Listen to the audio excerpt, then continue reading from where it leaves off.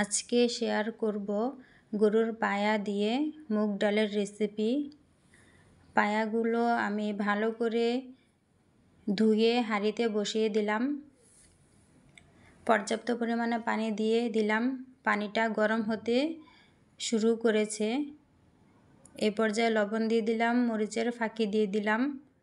একটু সাদা সাদা ভাব রাখবো, এর জন্য হলুদের ফাঁকিটা একটু কম পরিমাণে দিলাম।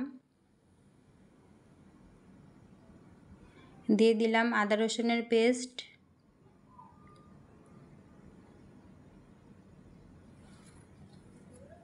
ভালো করে নেড়েচেড়ে নিলাম।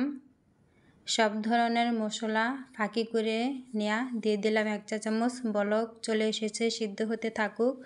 অন্য চুলাতে কড়াই বসিয়ে মুগ ডালটা ভেজে নেব ভালো করে। ডালটা ভালো করে ধুয়ে নিয়েছি, আধা ঘন্টার মতো ভিজিয়ে রেখেছি।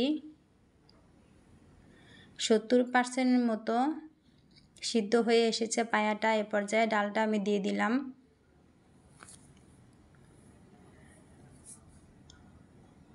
পুরোপুরি 95%ই হয়ে এসেছে, ডালটাও সিদ্ধ হয়ে গেছে।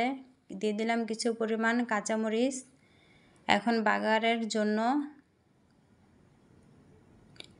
ফ্রাই প্যানে তেল দিয়ে দিলাম। পেঁয়াজগুলো বাদামি বর্ণ করে ভেজে নেব। বাগারটা এখন ভালো করে দিয়ে দেব। ভালো করে নেড়েচেড়ে নিলাম। দিয়ে দিলাম ধনিয়া পাতা,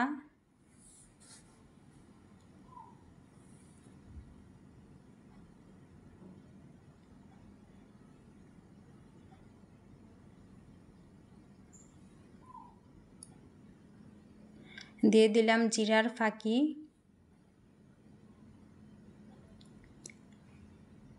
দিয়ে দিলাম 1/2 চা চামচের মতো ঘি। এই তো তৈরি হয়ে গেল আমার সুস্বাদু স্টাইলে গরুর পায়া রান্না করার রেসিপি। আপনারা বাড়িতে এভাবে রান্না করে খাবেন। আল্লাহ।